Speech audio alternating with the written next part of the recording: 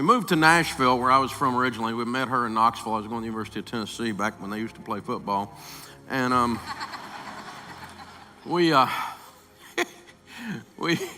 get married and we moved to Nashville in a little one-bedroom apartment, eating off a card table. And after about 2 weeks of marriage, she gets up on a Sunday morning and announces, well, actually what happened was she remembered she was a Baptist.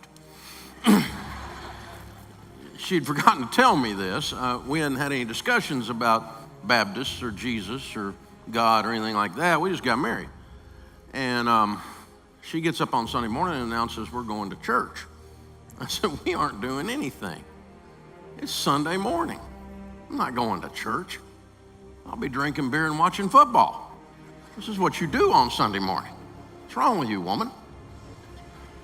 Well, we're in Nashville, which is the buckle of the Bible Belt, right?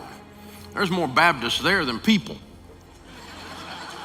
And so she gets all mad and tore up and has a crying fit because I won't go to church with her, and I'm not going to church. So she heads out. Of course, it didn't take her long to find her tribe. So found a little Baptist church and went in there and goes to church, and her and those little Baptist people prayed for her heathen husband. And this went on for 4, 5, 6 months, the first 6 months of our marriage, and every Sunday we'd repeat this scene. She'd cry, have a fit, drive off, find a Baptist. And, it wasn't going well, y'all. It just wasn't going well. And I got in one of these multi-level things where you get rich and make all your friends mad. You all know those things. And so I was going to get a yacht and have a big house, and I was going to be a big deal and all this stuff. And one of my beer drinking buddies got me into this thing. There's a lot of beer in this story, but anyway, me and him were so dumb. It was Daryl and his other brother, Daryl, trying to do business, right? We would go to happy hour and then go make sales calls and couldn't figure out why we couldn't make sales. This is how dumb we were, all right? So anyway, we decided the business wasn't going well. We needed to learn how to do it right. And so there was one of the big pep rallies down in Birmingham, Alabama at the Alabama Theater. And so we get in the car and drive 2 hours south from Nashville down to Birmingham and go into the Alabama Theater, which in my mind, I saw 10,000 people in there. You ever go back to your elementary school and it has shrunk? Yeah, the Alabama Theater, we used it for an event not long ago, holds 800 people. But in my mind, it's a cute little theater, but it's, small. And so in my mind, there's 10,000 people. Because me and Daryl, we were sitting on the back row of the balcony. We were way back there, not picking on the balcony people, but this was us back then. And so, the guy that got up at the end of the day was the dog. He was the big dog. He was the one making all the money. He was who we wanted to be. He had the yacht. He holds up a check, it's $400,000. That's what he's making every 10 minutes or whatever, You know how they do that stuff, right? Hype City. And so he's going on and on. And we had written down 5 or 6 things that if we could learn these 5 or 6 things, we could make it in the business. We'd be able to get the big house, get the big yacht, live the dream, all that stuff, right?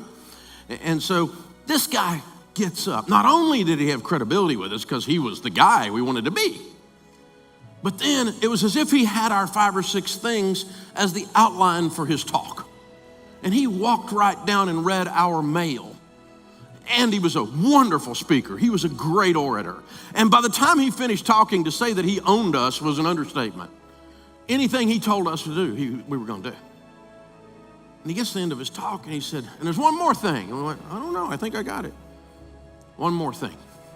If you don't know God, you're going to struggle in business. Because when you meet Jesus, his son, you learn that relationships are more important than transactions. And business people who don't understand that people are more important than transactions don't do well in business long term. You need to know God.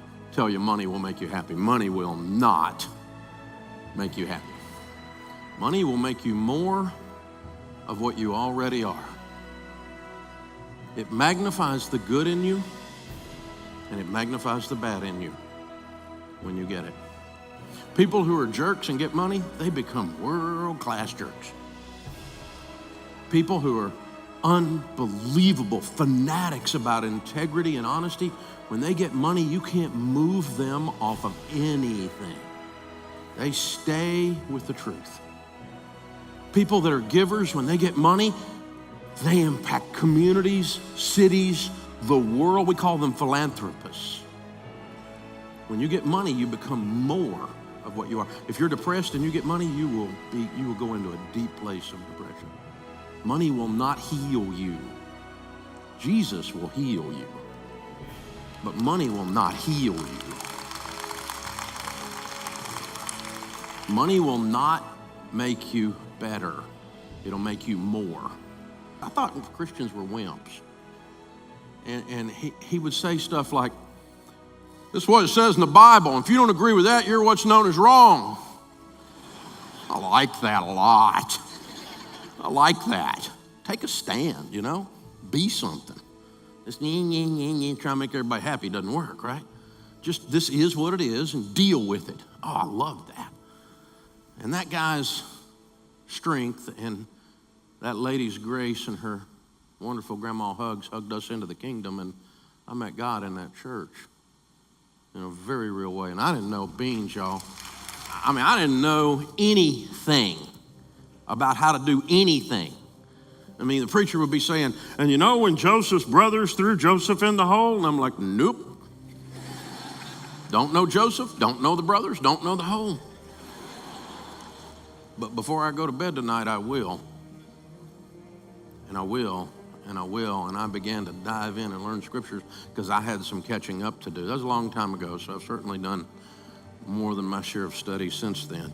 The weird thing was that as we were meeting God, I started buying and selling real estate. I left that other thing, and we got rich. I ended up with 26 years old. I had $4 million worth of real estate, a little over $1 million net worth, and I was making $200,000 a month, $200,000 a year, $20,000 a month, which in the neighborhood I grew up in, we called that rich. I don't know where you're from, but that was 1986, 1984. Unbelievable. We were having a blast. It was fun too, y'all. So I met God on the way up. I got to know him on the way down. You will learn some scriptures. I mean, you need to learn how to live because you don't know how to live. And so I had an I surrender all moment. And I'm not talking about a Baptist altar call where they keep playing until somebody finally surrenders so you can go to lunch, right? I'm talking about I surrendered. I surrendered. Jesus is not my co-pilot, he's the pilot. If he doesn't say do it, we don't do it. He is the Lord of my life. This is his love letter to me, and if it's in here and I can figure it out, I'm gonna do it. And if it's in here and it says don't do it, I don't do it. It's a real simple thing for me. And the beauty of having gone broke is that is all I'm worried about. I love you, but I don't really care what you think. I'm not taking a poll. This is how we're doing it at the Ramsey's house. As for me and my house, we will serve the Lord. And so I'm going to learn marriage. I think that's good. I'm going to learn marriage because I don't know how to be married. I'm a doofus. It says in here, submit yourselves one to another. Oh, crud. It means I got to dry dishes. I have to serve my wife. I would rather it be the other way. My kids are going through here. Dad, what's this rod stuff? I'm like, come here, baby, I'll show you. Some of you don't like that, but you're what's wrong with North America. So,